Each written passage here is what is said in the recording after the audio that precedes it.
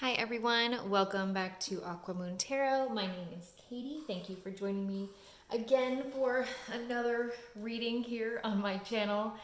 I wanted to finally review this deck and do a mini reading. I'm so sad and so sorry that I did not do this sooner. I got this deck for Christmas. It's one of the ones I showed, if you follow me on Instagram, a post of the decks that I received for the holiday. I was so excited to get into. Anyway, I don't want to say that I've saved the best for last because all the decks I got were awesome. But this one is just over the top beautiful, and I love the subject matter. As some of you might know, I've said before, I'm an astrology hobbyist, probably like intermediate. I can talk about it. I know enough about, the signs and the houses and how the planets interact with each other, and enough to read a birth chart in a basic sense. So this combines the Zodiac and the Tarot. And let me just get into it. So this deck right here, I'm going to get the author's names correct. The deck is by Cecilia Latari, illustrated by Ana Chavez. So, first of all, packaging, gorgeous. Gorgeous. Really nice. So it's got this little pull-out compartment right here. The little book, which I don't need to use the little book anymore because I've, memorized the meanings and read intuitively. However, this one has the extra meanings for the Zodiac portions of the card, the Zodiac meanings. I'll get into that in a sec. And then the inner box. Now, I normally throw this away. I'm not going to for this deck. I just love it so much. And it's nice and sturdy. And the cards. Actually, let me get this stuff out of the way. All right. Here we go. So here's the back. They're kind of plain on the back. The size is good. The artwork.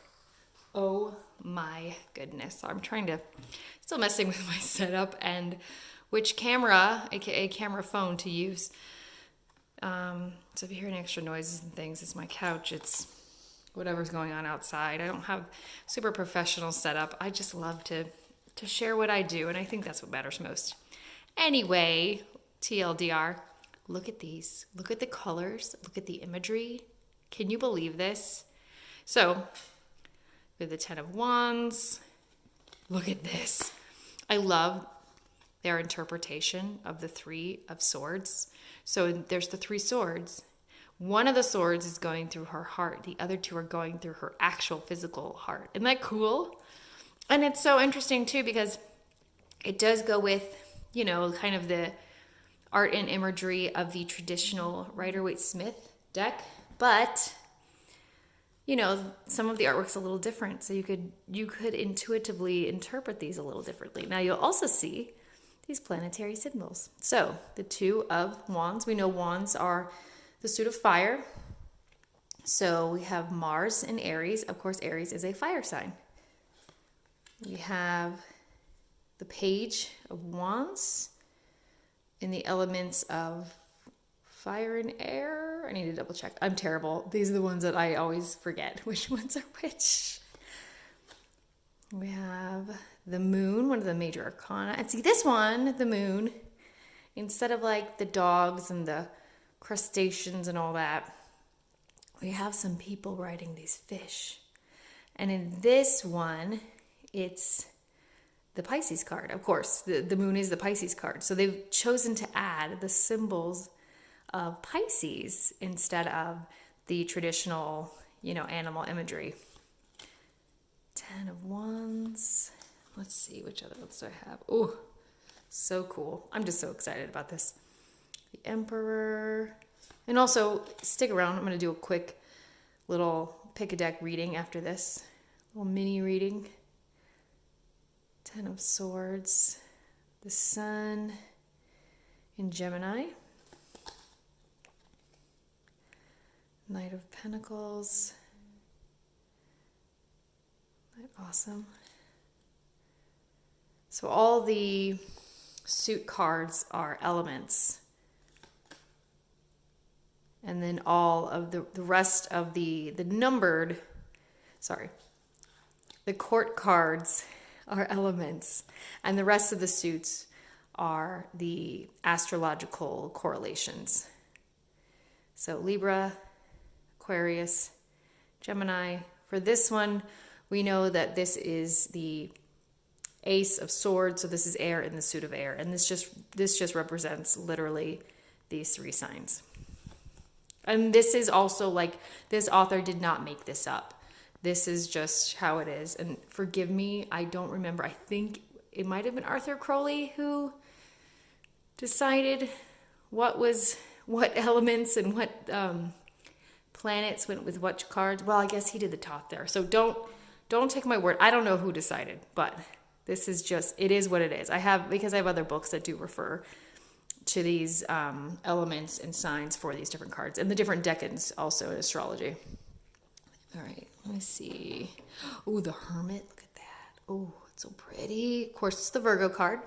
And it's the constellation. We have the traditional Hermit with the lamp. Within this, we have the owl, the moon, the Wheel of Fortune.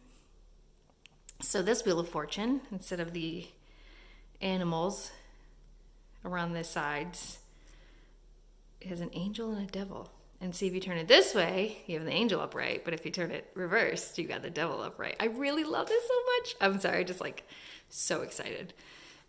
The Ace of Pentacles. This is interesting, the imagery with the rings with eyes. So I will say, I've gone through this deck, but I haven't played with it a whole lot. So I'm interested to see what I get. Ooh, so this is the Lovers. I'm interested to see what I get when I do this. And this is a biblically accurate angel over the Lovers instead of that regular angel. That's really neat. Anyway, just beautiful. All right, so I would say that my only complaint is, well, two. I wish that there was a little better artwork on the back of the card to make it look more interesting, but the only thing I really have to complain about is the card stock is super flimsy.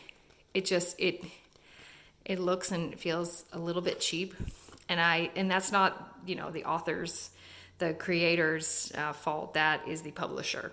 And then before doing this, I looked at the reviews on Amazon, and almost everyone said the same thing. That is their only complaint.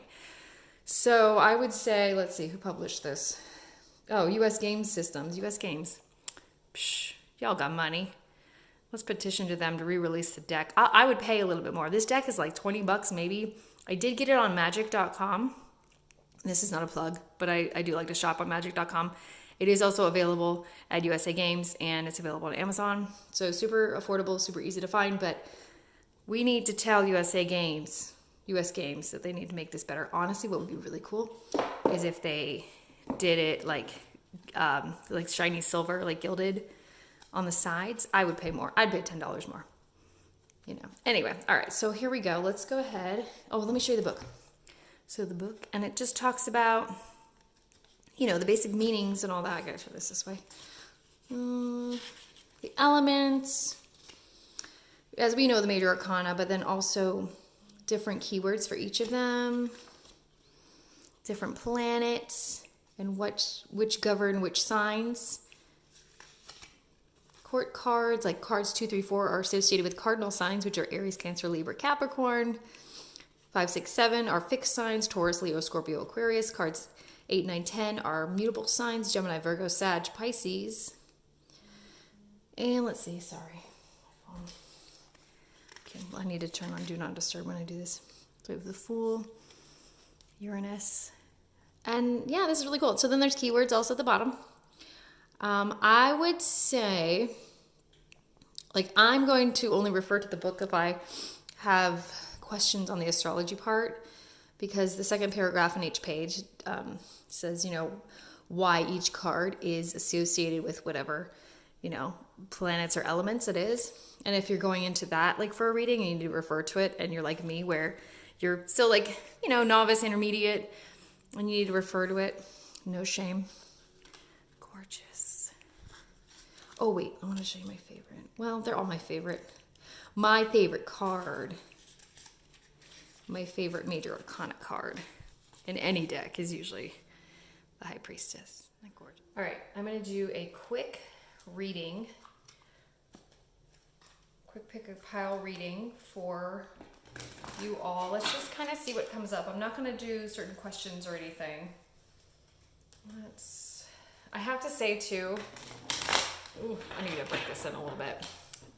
The size is about standard, but for the deck, my hands are still a little small. I have a harder time with normal sized tarot decks. So let's do this. Go ahead and choose pile 1, pile 2, pile 3, or pile 4. And I'll put some little like imagery on there to help you decide. I'm gonna go ahead and cut and shuffle, so you don't have to watch me do that, but I promise you I'm gonna do it completely randomly. So pick your group 1, 2, 3, 4, and jump to the timestamp below, or just listen to them all and admire the cards and see what comes up and decide what resonates, or maybe everything will.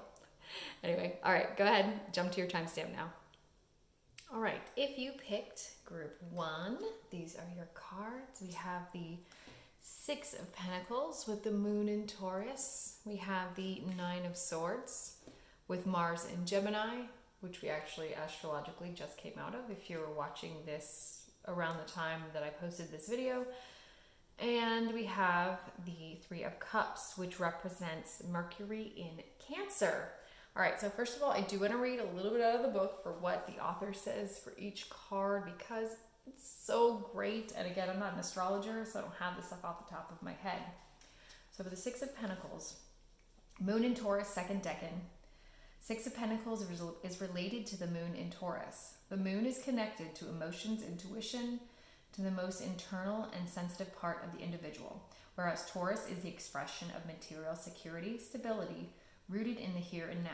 Taurus and the Moon speak of generosity, the ability to give and share resources. In fact, the response of Taurus to their needs is slower, less reactive than that of Aries, the sign that it precedes. It is linked to listening to their emotional side, intuition, the Moon. And then it goes on about, what this traditionally means in the Rider-Waite-Smith deck. The 6 of Pentacles asks us to understand whether in this moment we are takers or givers. Keywords are generosity, exchange, need, ability to receive, and that's pretty standard. And then we have, I know everyone loves getting the 9 of Swords, Mars in Gemini in the second decan. So for this one, it says, we could say that the physical and manifested characteristics of Mars, passionate creator, are found here, as well as the trait of Gemini in this card. Gemini, which is an air sign aimed at thinking rationally, communicating clearly and objectively. The mind and heart meet and clash. However, we just have to remember that things are not as bad as they appear. To open the window in the morning, to let in new light, and let the shadows dissolve, it's time to reconsider the situation objectively. And those of you with, by the way, any of those people with any of these placements, let me know down in the comments how this resonates, or if you have those in your chart, how they pop up for you. Any, what do you like, what do you not like about having a Moon in Taurus? Keywords: nightmare, passion versus reality, need to take stock of the situation. And then we have the 3 of Cups, which is Mercury in Cancer, second decan. Mercury brings the communication of emotions, whereas with Venus, we had the discovery of emotions in a relationship with one another. Here we deeply communicate with many people. So this is the card of, teamwork, sisterhood, friendship. We share the same language, which is what happens when we are surrounded by like-minded people, friends like us, with whom we share mutual understanding upon first glance. It is a card related to abundance, the wealth that comes only from a shared experience. Again, teamwork, working together. So let's see, keywords are sharing with a group, affinity, shared ideal, and empathic communication. Now with these 3 cards together, and again, we're just kind of doing a general reading list. We'll see how this, what pops up, how this resonates for you. But what I get, if you chose this group, it's kind of cut and dry. What could be going on with you right now is that you could be, stressed out about a financial situation. Either you feel like you're one of 2 camps. Either you're giving too much away and you're worried about what you're going to get in return, or say like you loaned someone money, are you going to get it back? It's causing you stress. Or you are the person who is receiving and you are stressing out about, taking this, whether it be money or help. It is, I do feel, something in the physical plane, because we have the pentacles. So those are, it's money, it's home, it's things we can touch in this realm. So you could be feeling guilty. How are you going to repay this person? That maybe you are stressing out because you wonder how you got to this place where you had to ask for money or ask for help. But, don't beat yourself up about this. We all need to accept help sometimes. I would also say, whoever picked this, check out my reading I just did as a post on my Instagram at Aquamoon Visions. I had some very similar themes in that that really relate to this. It's a very similar message. It's very interesting. And then we have the 3 of Cups. So obviously, teamwork, working together, communicating with empathy, having empathy.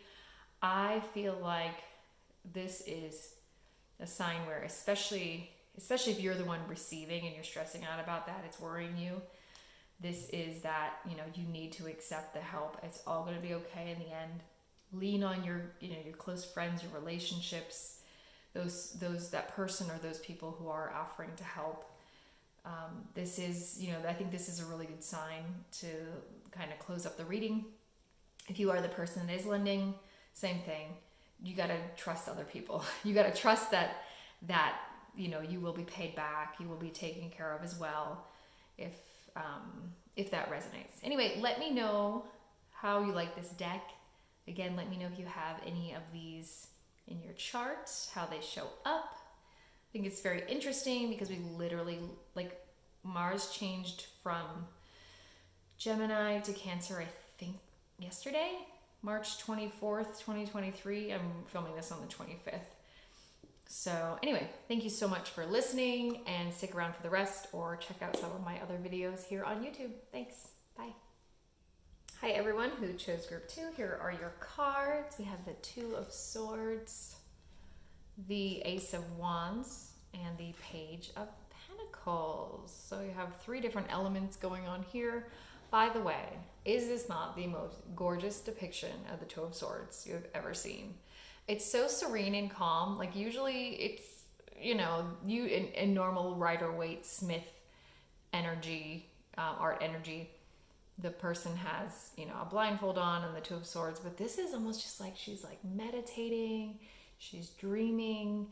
I think it's really beautiful. So here we go. I'm going to read a little bit from the book about what the author has to say for the signs and the elements going on here. And I'm going to give my own 2 cents about the reading. All right, so for the 2 of Swords, we have the Moon in Libra in the first decan. Let's see. Secrecy is an expression of the moon, whereas the emotional search is part of the sensitivity of Libra. Pondering, thinking before acting, making a decision in order to restore balance and inner harmony. This is a card of searching a balance, of the piece needed to make a choice. The moon represents change, which stabilizes and is channeled through the harmonious energy of Libra. This is great. Keywords are inner search, harmony, individual thought, and recollection. Then we have the Ace of Wands. And the Ace of Wands literally represents the fire signs of Aries, Leo, Sagittarius. This ace is the spark of fire, and it contains the renewing and vital energy of the signs that belong to this element. Keywords are new beginning, saying yes, starting a new project. That's, that's the usual for that card. And then we have the Page of Pentacles. Also, I love that.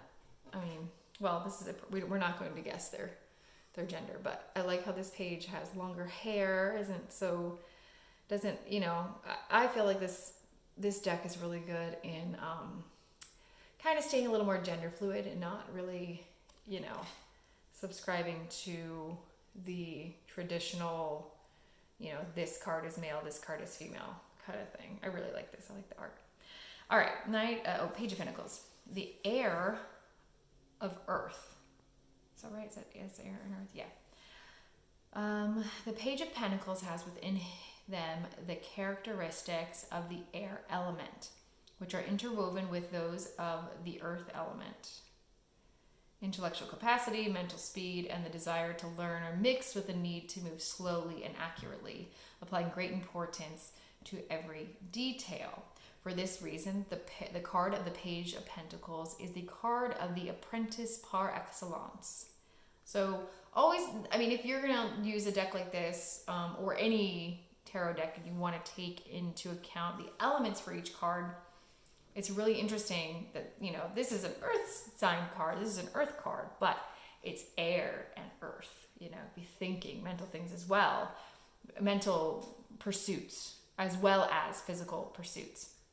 Keywords are student, apprentice, creative process, and curiosity. All right, so a quick, in a nutshell, right here, if you chose this group, I would say that, well, again, just like group one, it's pretty, I feel like it's pretty cut and dry. I think for some of you, it's that you are facing a decision of two things or among a few things. Maybe you've even been thinking about it so much that you've been dreaming about it, or maybe you've been some of you have been meditating about it, trying to come up with, you know, a strategy of how to do what you need to do, or how, you know, how to choose between or among the options. I don't feel like it's as stressful as the traditional Rider-Waite-Smith artwork looks. I'm just getting a more serene vibe with this. So it's not like a life and death, but it's just, there's something that's really been on your mind that you need to make a decision about. And if you're not already like meditating over it and kind of going inward about it and inward in a good way, like meditating, praying about it if that's what you do, I would say to do that. Also, it could be popping up in your dreams. All right, and then the Ace of Wands. This is that fiery new spark. This is new project. I think that once you make this decision, it's just going to go like wildfire, right? Or once you meditate, take the time to meditate about it in a calm manner, then, you know, you'll get the insight and you'll just be like, aha, it's that aha moment, it's that spark. And you'll really kind of take this like the,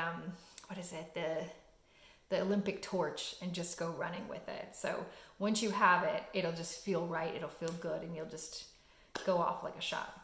And then the Page of Pentacles. So for this one, to me, it could be that you'll have this decision, this passion, this next thing you want to go toward, and you're ready, but you need to do some more studying. You need to, you know, do some more reading. You need to just, you know, this is a younger energy. And again, it's earth, so it's physical things in this physical plane, but it's also, I feel like, you know, up here as well. So for me in this, and especially with this card here, I feel like you need a little more studying, a little more tutelage to pursue this, to be as good as you can be. Do you know what I mean? Like maybe you could start out doing whatever this is once you've made the decision what to do, and you'd be okay, but you could be even better with some training, with some knowledge. Anyway, I hope that resonates. Please check out my Instagram, leave a comment, let me know how you liked this, how you liked the deck. If you have any of these placements, I would love to know. That'd be really cool if you picked this and you had, you know, a fire sign in your big three, or, you know, in your little three, and Taurus, Libra moon, and maybe you have a lot of air and earth in your chart. Anyway, thank you so much for watching. I'll see you soon. Bye. Hello, those of you who chose group 3. I didn't remember what we were on. We have the Empress, the 9 of Cups, and Judgment. And another biblically accurate angel instead of a traditional blonde white angel. And this, I love this. I love this illustrator. I'm so glad that they were able to put that in, or maybe that was the author who wanted to do it that way. Anyway, love it. So I'm going to read quickly the parts in the little book from the author about how the planets or elements connect to the cards. We first have the Empress, which is the Venus card. I love this too because I like, and please correct me in this, to me it looks like either a South Asian feminine person, or maybe someone from like the Middle East. And I really like that. You know, we're not just sticking with the traditional, you know, it's a little more diverse. Okay, so let's see. The Empress reminds us of the importance of loving ourselves, and she is deeply connected to the feminine. Venus, the planet she is tied to, is an expression of beauty, the joy of pleasure, well-being expressed through a relationship. It is our body and health. It is also the star of the night, the one that shines first, thanks to its inner light. The corresponding signs are Libra and Taurus, and she belongs to the earth element. The keywords are creation, nourishment, life, love, harmony, and beauty.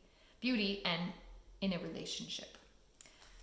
So interesting too, talking about the star real quick. Last night, we've got a waxing moon in Taurus right now, and there was a star that was right below it that was super bright. And I was like, oh my gosh, like what planet is that in conjunction? Because if they're lined up, it means they're conjunct. So they're in the same sign. So what planet is in Taurus right now? And I was like, oh my gosh, Venus in Taurus. Venus just recently got into Taurus. And it's interesting that I pulled this card. I don't know. I just wanted to tell you that story. It was beautiful. So, so yeah, Venus is in Taurus, and I find that was interesting. Okay, so sometimes I go on like little tangents, and then I forget what I was originally going to say. So just don't you know, whatever. Ignore me. I'm Pisces rising, so I tend to ramble. As you know, especially if you've watched my videos before. I don't like to edit the heck out of these videos. You just get me as I am. All right, moving on. Jupiter in Pisces for the 9 of Cups. So Jupiter in Pisces. Let's see. The 9 of Cups is the card of fulfilled desires. It can't be any other way, since here, Pisces, and thus the inner world, emotions and dreams meet Jupiter, the planet of success, expansion, and fulfillment. Pisces carries emotional depth and fullness that foretells the arrival of truly happy days. If we want something here, we know it's about to happen. Keywords are fulfilled desire and waiting happily. This is one of my favorite cards in the tarot, and I love this imagery. Nice, lovely. And then we have Judgment, again, the biblically accurate angel and the trumpet. Oh, and also I just noticed, along with the traditionally, look at the naked people coming out of the graves. Look at the little mushrooms. Look at the little mushrooms. Isn't that cool? That's not in the original Rider-Waite-Smith art deck, Pamela Coleman Smith deck. All right, for that one, we have Pluto. So Pluto rules the Judgment card.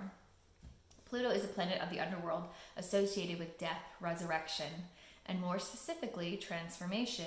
It is a connected card to number 20, Judgment. Although it is the second to last card of the major arcana, I, the author, believe it represents the conclusion of the journey from the Fool to the world. Let's see. In the Judgment card, we find our true vocation, our mission in the world, and our voice. In order for this to happen, we must overcome deaths, rebirths, and transformative processes, the same ones that govern Pluto, the Lord of Transformation, that goes through the depths. More specifically here, Pluto suggests we abandon old schemes and all that no longer belongs to us so that we can reach healing and rebirth. Keywords, vocation, healing, rebirth. Isn't that beautiful? Okay, so here we go. Quick reading in a nutshell. I feel like if you chose this group right now, I definitely, I did really like what the author said about the, like self-love and let's see, deeply connected to the feminine. I feel like with this, because a lot of us do, you know, take the Empress as being like, you know, abundant and motherly, maternal. I feel like with this one, this has to do with the Venus side, the self-love side. And this is something that you could be lacking in your life right now. I know right now we've all been going through it the past, I don't even want to just say the past couple of years, a long time, especially if you're like me, if you're a millennial, you've been through it all in the last, 20 some years. Anyway, it's really hard with everything going on to, you know, really take care of ourselves, spend time with ourselves, do things for ourselves. And that's something that you need to work on. I really feel like if you can, you know, embody this feeling of wholeness within yourself, you know, then you can really find emotional satisfaction in other aspects of your life. So the cups are, you know, water sign, and they also has to do with emotions, relationships. And I mean, to quote RuPaul, if you can't love yourself, how in the hell are you going to love somebody else? But I think you still can love other people without being 100% happy with yourself. But really, truly loving yourself and taking time out for yourself will definitely, you know, could help your other relationships. I don't want to say will, I'm not a therapist. I'm not a mind reader. But yeah, and I'm just getting this fulfillment. But it's, you know, and even in this, like, she's surrounded by all these cups and she's like enjoying what she has around her. But I do feel also that like she's, I don't want to say like gloating, but just so content because she knows that she achieved all of this herself. She is right with herself. You know, she has found that self-love and she's like, look what I did. Look what I created. Look what I've manifested, you know, because of this. And then judgment, rebirth, transformation. Like having this transformed sense of self and pride of self. And there's nothing wrong with that. Pride in oneself. Maybe you're just, you know, this group could be having self-esteem issues. And trust me, we all go through that. And some of us have it a lot worse than others and more often than others, or like imposter syndrome. But yeah, getting right with yourself in that, you know, see a therapist, you know, start taking time for yourself, start taking, you know, walks, get massages. My therapist was like, hey, you know, do something for yourself that you can't show anything for. And she suggested massages and that I get back into my meditation, and that's helped a lot. So yeah, but I do feel like, you know, your life can definitely transform your relationships with others if you take care of yourself first. I hope you enjoyed this reading. Also, please let me know if you have any of these placements, how this resonated. Check out my other videos, check me out on Instagram, and I will see you soon. Bye. Hi, group 4. Last but not least, me trying to take advantage of the natural light that I prefer to film in before it goes away, before the building next door blocks it. All right, for your reading, we have the High Priestess. Oh, it's so pretty. The 10 of Swords, and even in this one, it's just not as like painful looking. It's much more peaceful and serene than the typical Rider-Waite-Smith version. And then we have Strength, which is also the cover of the box for the set. All right, so real quick, I'm just going to go ahead and read some of what the author has to say for each card because I love it. These are also now that this is the 4th group I've done this with, these are also great things. I think these are great to use to think about things when you're journaling, like what comes up. And I know that's with all tarot, but especially this, especially if you're into astrology, like me. All right, so we have the High Priestess, which is the moon, We have the moon represented right there. We also have the constellations of Cancer and Pisces, and I will get into that in a sec.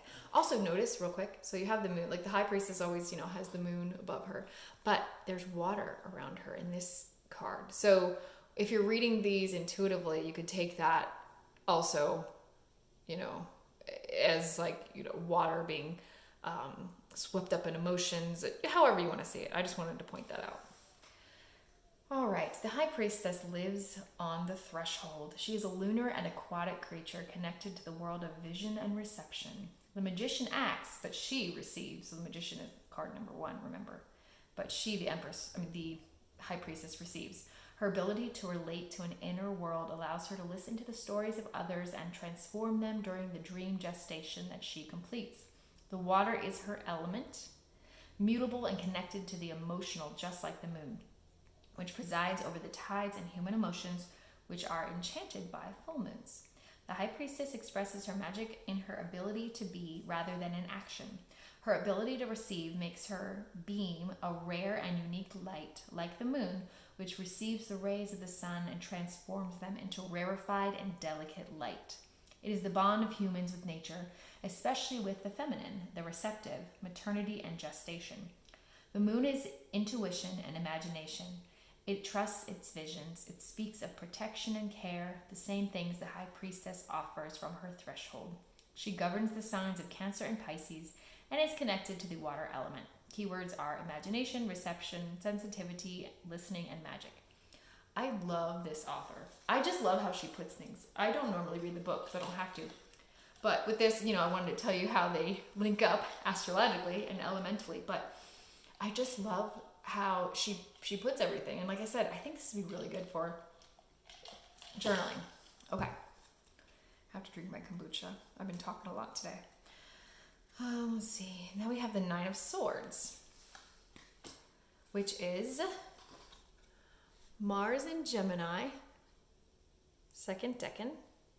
So for this, look, the person looks like they're sleeping, they're dreaming, or they're meditating. Isn't that interesting?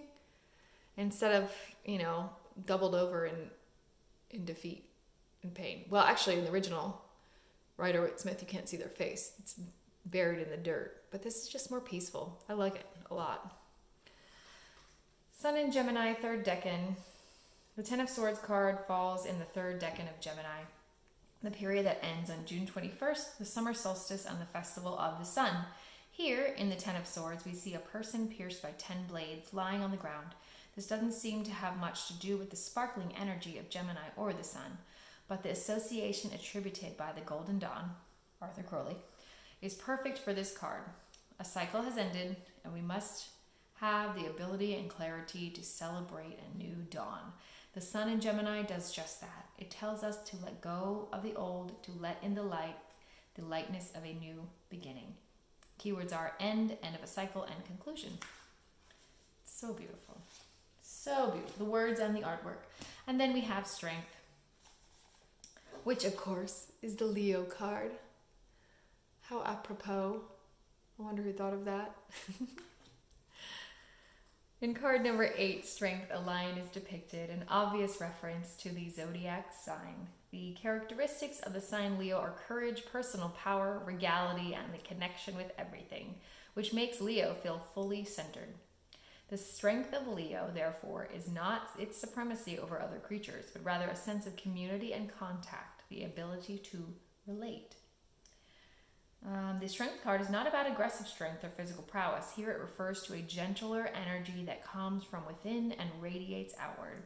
Strength, like Leo, starts with the heart. It is courage, the ability to follow the heart and act honestly.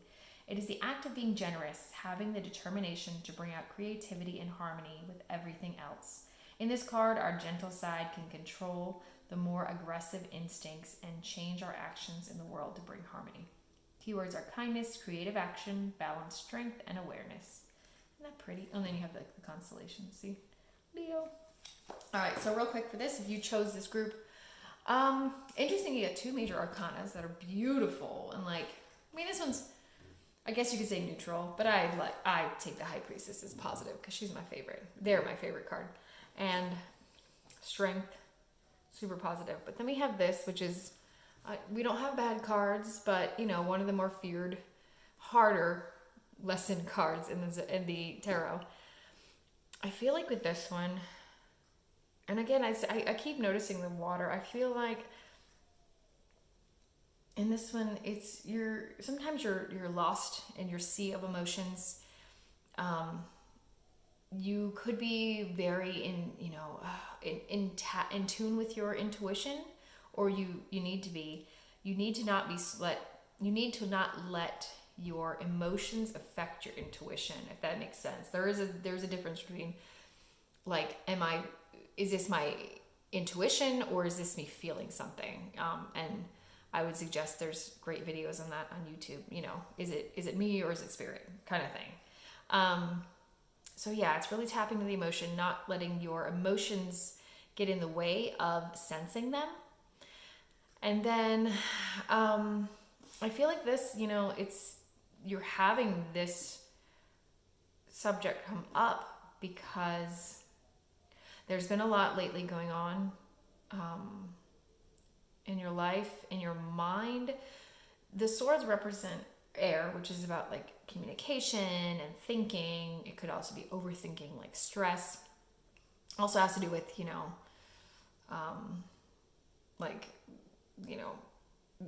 communication, as in like books, TV, computers, internet, etc. But I feel like with this, your stress and your emotions, well, you're stressed because of your emotions and because of what's going on, what's causing these swords, you know, in your back that you feel lately, are getting the best of you. It is time to take a rest. It's time to take a break. Remove yourself from whatever is causing, whatever situations or people that are causing this stress and this overwhelm and emotions. You know, maybe it is meditation. It's just taking time away. Again, removing yourself from the situation and really trying to tap back into that objective, observant, intuitive state, and figure out what's coming from you, what's coming from your intuition, because your intuition can then guide you forward in how to get these swords out of your back, how to reintegrate yourself into the situation or these people into your lives, if that is a good thing, if that's healthy, if that's what you feel that needs to be done, or, you know, coming back out of your shell or your hiding place and going a different direction, not towards this situation or these people that are causing you the stress and overwhelm. And then strength. I mean, yeah, it's having the strength to recognize, you know when to hold them, know when to fold them, know when to walk away, know when to run. Is that how it goes? The Gambler? Anyone? So yeah, it's then, you know, being strong in your decisions, your intuition-led decisions, and I think from those you'll then have better boundaries as well. And you won't be falling back into this situation of stress and overwhelm and being just consumed with everything going on, you know, inside your head. So, and your heart, obviously. Anyway, yeah, I hope that resonated. Please let me know if you have any of these placements, how you liked this deck. Please check out all of my other videos here on YouTube, and check me out on Instagram. I really appreciate you watching this. Please like, share, subscribe, all the things, and I will see you again soon. Bye.